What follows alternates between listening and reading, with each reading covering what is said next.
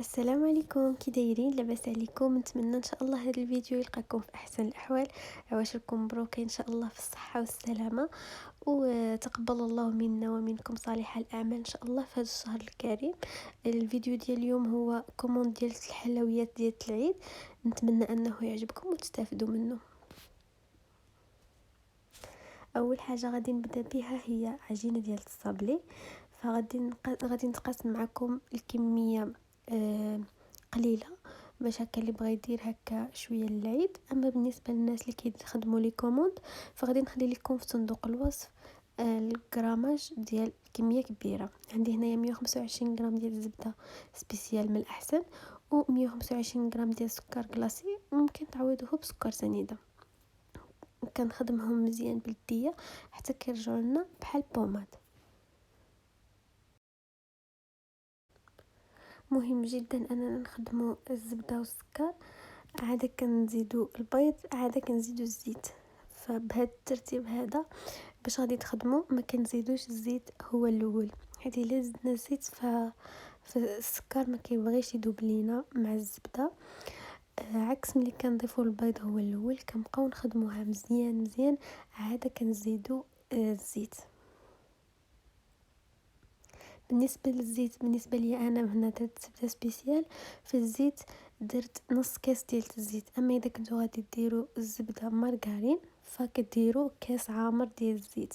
الفرق بين الزبده سبيسيال والزبده العاديه مارغرين انه فيها نسبه دهون اقل.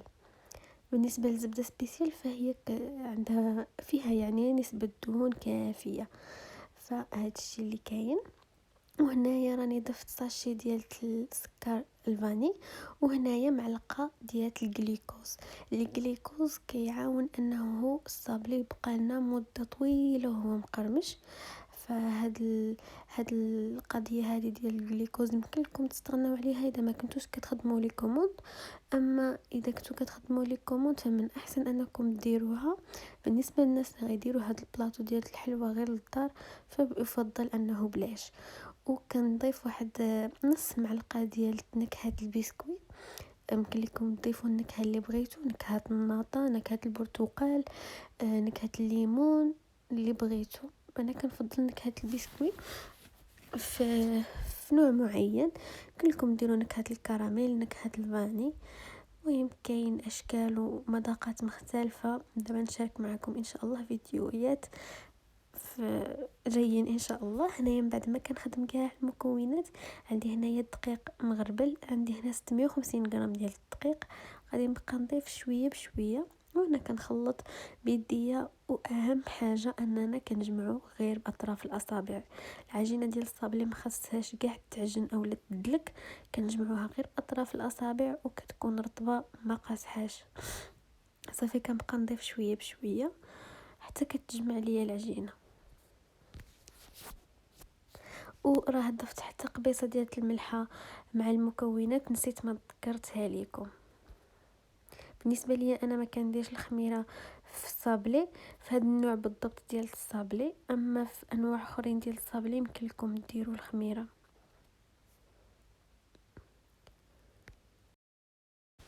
هنايا كنجيب 2 ورقات من ورق الطهي وكندير فيهم العجينه وكندلكها بيناتهم. من الاحسن انكم ديروا ورق الخبز او ورق الطهي او ميكا ديال التجميل. احسن من اننا ندلكوا العجينه على سطح العمل. فاذا درناها على سطح العمل فغادي خصنا نرشوا الدقيق. اذا رشينا الدقيق فاحنا العجين كنزيدوا ليها كميه ديال الدقيق وكتقصح لينا وكتنشف لينا في الفران. فمن الاحسن اننا نديروا 100 ميكات اولا ساشيه ديال التجميد اولا البابي كويسون، نفس النتيجه بجوج بهم، ما كاينش فرق بيناتهم. غير هو يفضل اننا ما نديروش فوق سطح، يعني ما نسرحوش العجينه فوق سطح العمل. كنجيبوا المرشم اللي عندنا، اللي طالبه لينا السيده في الكوموند اولا اللي عندكم في الدار. بالنسبه للناس اللي غيديروا حلوه ديال العيد للدار، الشكل اللي بغيتو. انا هنايا كندير واحد الحاجه ملي كتكون عندي كميه كبيره ديال الصابلي، كنعجنها من بعد كنبدي كنسرحها وكنرشمها. كنجيب واحد الصينيه كنفرش ليها بابي كويسون وكنبدا نحط فيها هكا الرشمات ديال المهم هاد الحلوى اللي رشمت العجينه، وكندير طبقه فوق طبقه، كنفصل بيناتهم بابي كويسون. عاده كنبدا نطيب وكندخلهم للفريغو. ها نتوما كيف ما كتشوفوا كندخلها للفريغو يعني صافي كندير الصينيه الاولى كطيب، داكشي اللي كيبقى ليا كندخلو للفريغو.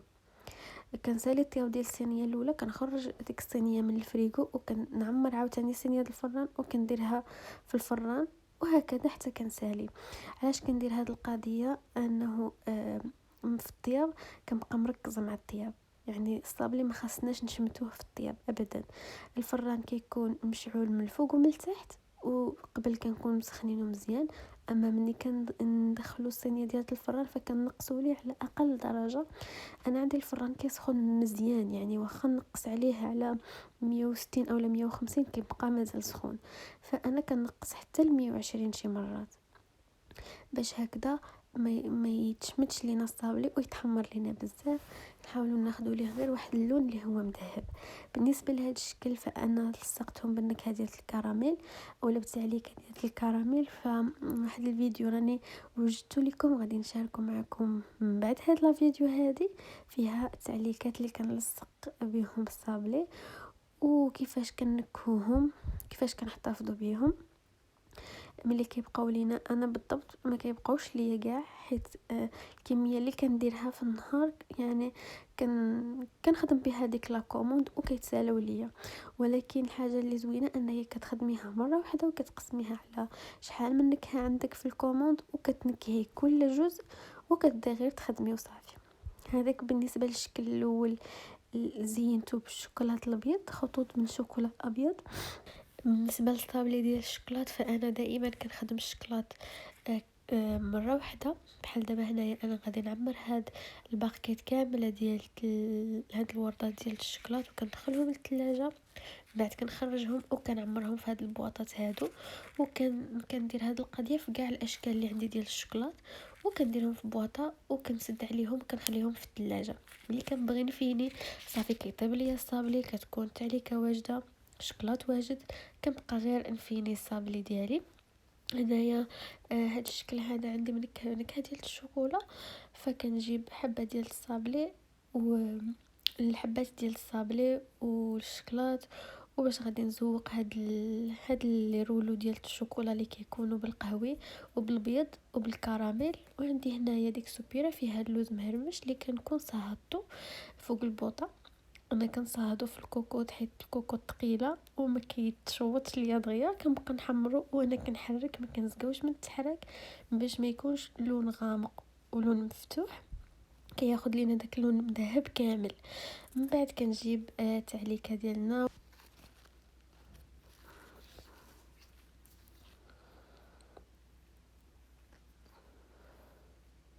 كنكمل بهذه الطريقه الكميه كامله اللي عندي ونتلاقاو في الشكل الثالث. بالنسبه هنايا في الفيديو راني كل شكل مونطيتو لكم هو مرشوم هو طايب وهو مفيني، ولكن في الخدمه ماشي هكا كنطيب الصابلي كامل عاد كنفينيوه كامل دقه واحده. غير انا قسمت لكم الفيديو هكا باش ملي ترجعوا للفيديو كل شكل تلقاوه يعني في بلاصه واحده، طياب والفينيسيون والزواق وكل شيء، فهمتوني؟ هنا بالنسبه للشكل الثالث المربع، فهاد الكوموند كانت كوموند ديال اسبوع. فهاد الشكل المربع غادي ندير ليه واحد الكريريسات ديال بحال لي بيبي، يعني داك لو تيم ديال يعني بيبي اولا زياده اولا اسبوع، يعني في ديك الحلوه. نفس الشيء هاد لي ارابيسك هادو راه كيتباعوا عند مستلزمات الحلويات، بائعي مستلزمات الحلويات كتلقاوهم الاشكال اللي بغيتو والانواع اللي بغيتو، كاين في هادو وكاين حتى في السيليكون. مهم كاين بزاف ديال الاشكال على حساب نتوما وداكشي اللي عندكم في الكوموند. وكندير هنايا هاد المره خدمت بالشكلاط الابيض، نفس الشيء كنديرهم كامل، كنعمر ديك الكميه كامله وكندخلها للثلاجه، بعد كنخرجها وكنحيدها، كنديرها في بواطه وكندير كميه ثانيه هكذا. ملي مني كنجلس نفيني كيكون عندي شكلاط موجود، كلشي موجود كما سبق لي ووضحت لكم في الفيديو اللي قبل. هنايا هذا هو الشكل المربع اللي قلت لكم. هذا كذلك فيه النكهه ديال الكراميل. هنايا الصابلي اللي كيكون ماشي وحده فوق وحده كنديروه شويه غليظ، ما كنرققوهش بزاف باش يجي مع هي هذيك مع الفينيسيون ومع الشكلاط ومع اللوز. بالنسبه للصابلي اللي كنديرو وحده فوق وحده اللي كنرققوه مزيان. صافي هانتوما هنايا كنلصق المربع ديال الشوكولا في الجنب، وكنفينيه من الجناب باللوز مهرمش. ملي كنكمل هاد المرحله مع الصابلي كامل، عاد كندير المرحله الاخيره اللي هي الفينيسيون، كنلصق ليه دوك الكريرسات ودوك الحبات ديال العقيق اللي كيتباعوا عند بائع مستلزمات الحلويات اللي كان. بالنسبه للشكل النهائي فهو شكل ديال الصابلي ديال اللوز. عندي هنايا 250 غرام ديال الزبده سبيسيال. من الاحسن اذا ما كنتوش باغيين تستعملوا زبده سبيسيال اولا في الكومون ديالكم ما فيهاش زبده سبيسيال، فيمكن لكم تستعملوا زبده اطلس حتى هي زوينه. عندي هنايا 125 غرام ديال السكر كلاصي اللي يمكن تعوضوه بسكر سنيده، وساشيه وجوج ساشيات ديال الفاني يمكن لكم تعوضوه بنكهه الفاني اللي كتباع سائله، وقبيصه ديال الملحه. نفس الشيء كنخدموا مزيان الزبده مع السكر مع الفاني مع الملحه. عاد كنزيدوا عليها البيض. عندي جوج ديال البيضات. طبعا يمكن لكم تضاعفوا الكميه ويمكن لكم ديروا غير نص الكميه من هاد الصابلي ديال اللوز. كنخدم مزيان المكونات مع البيض وكنضيف عليهم الزيت. هنايا الزيت عندي كاس ديال الزيت، حيت عندي 125 حيت عندي 250 غرام ديال الزبده و250 غرام ديال السكر. ففي عوض ما كندير نص كاس في 125 غرام 250 غرام كنديرو كاس ديال الزبده. كنخدم المكونات مزيان. كنزيد شويه نكهه ديال البسكويت، كتعجبني بزاف النكهه ديال البسكويت في الصابلي. وعندي هنايا كاس عامر ديال اللوز مقلي ومطحون، وجوج معالق كبار ديال الكاكاو ماشي مر، كاكاو خاصو يكون من نوعيه جيده، ومعلقه ديال الجليكوز، معلقه غير صغيره ديال الجليكوز كافيه. صدقوني هاد الصابلي كيجي بنين بزاف باللوز و معتمد عندي بزاف ومطلوب عندي بزاف. صافي هنايا عندي الدقيق حسب الخليط، كنعبرو كيلو وكنبقاو نضيفو شويه بشويه حتى كتجمع لينا العجينه. نفس الشيء العجينه ديال الصابلي راه ما خاصناش نعجنوها، يعني ما خاصناش ندلكوها اكثر من القياس، كنجمعوها وصافي حتى كتجمع معنا. انا هنايا القصعه كتبقى تحرك ليا ففضلت انني نخدم من فوق البوطاجي. صافي غير كنجمعوا العجينه ديالنا كنخليوها رطبه ما كنقصحوهاش بزاف، غير كتجمع لينا وصافي. من بعد كنسرحوها بين جوج ورق الطبخ ورق الطهي وكنجيب القطاعه وكنقطع العجين ديالنا. من بعد كنطيبوه كما قلت لكم من قبل الطياب ديال الصابلي. هنايا راه المقطع اللي كنت كنغلاصي فيهم كنغلاصي هذا الصابلي بالشكلاط ما عرفت فين مشى ليا. المهم الشوكولا من بعد ما الصابلي من بعد ما كيبرد كندوبو الشكلاط في حمام مائي وكنغطسو فيه الصابلي ديالنا. من بعد كنخليهم ساكين شويه، عاد كنزوقوهم ديك الخطوطه، من بعد كنزوقهم باوراق الذهب. المهم شي مقاطع مشاو ليا ملي كنت كندير من فوق منهم اوراق الذهب. طبعا هذيك اختياريه. هنايا لقيتوني كنعبر الكوموند ديالي. بعد ما كنعبروا صافي كنديروا ليهم اكياس التجميد باش الحلوه ديالنا ما كتبردش وكتكون يعني محافظه على راسها وعلى القرمشه ديالها ديال الصابلي باش كتوصل لمولاتها مزيان. وهي طبعا راه غادي ديرها في بواطات اللي هما ديال الدار ولا ديالها.